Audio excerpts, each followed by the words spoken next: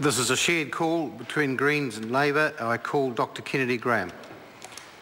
Thank you, Mr Speaker. I don't plan to take up too much time of the House on this, my input on this bill, but just to pick up on one or two comments from the previous speaker, his critique of the Labour Party minority view.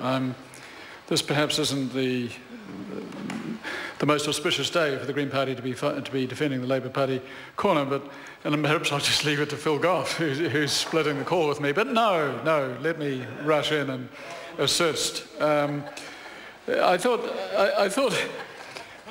the critique of Labour here was, I thought, a little bit over the top from the government, hugely unfair and churlish.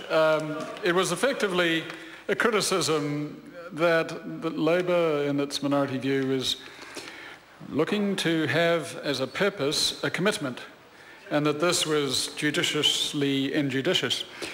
Mr Speaker, if in fact one reads the minority view, it says the first is the omission from the purposes clause of any reference to a commitment to parliamentary sovereignty.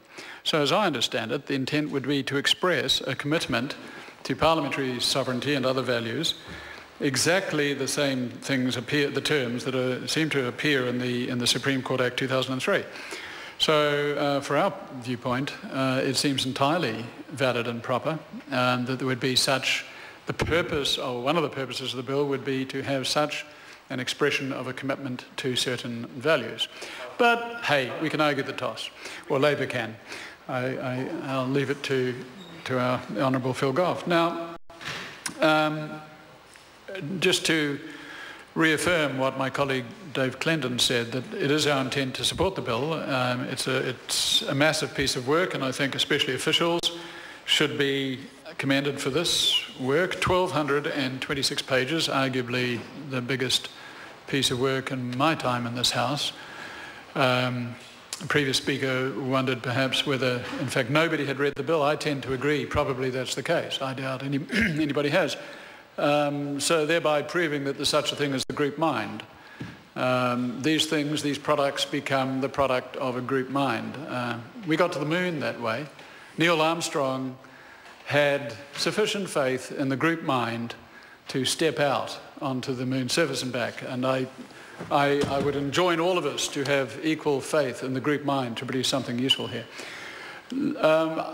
My one serious comment tonight on this is that when it comes to one particular section, it is our view that that section still could stand with some improvement, and that is section 168 pertaining to recusal, and it refers back to some interest the Green Party had in developing a register of pecuniary interests for judges. That bill, which was a member's bill in my own name, ran its natural course of life in the 50th and 51st Parliaments, and rests in the heavens in the sublime belief that it may yet have some constructive, not to say angelic, influence on the current incarnation in the form of 1,226 pages of the Judicature Reform Act. Section 168 does refer to recusal, and it imposes an obligation on judges to develop through the Chief Justice and the President, I think, of the Court of Appeal, ways in which they can recuse themselves from standing or judging a trial. And we, of course, endorse that. We think it could go a little further. We think there could be assistance in terms of using the guidelines that come from the guidelines for judicial conduct in making the statements a little more specific. There could be a register of pecuniary interests.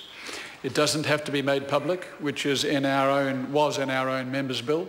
It could be confined simply to the judiciary to avoid the critique that it becomes public and judges might become vulnerable.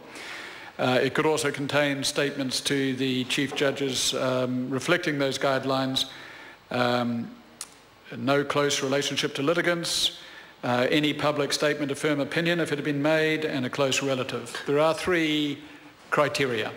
And when the time comes, Mr. Speaker, we'll consider putting forward a SOP on that subject in constructive spirit. Thank you.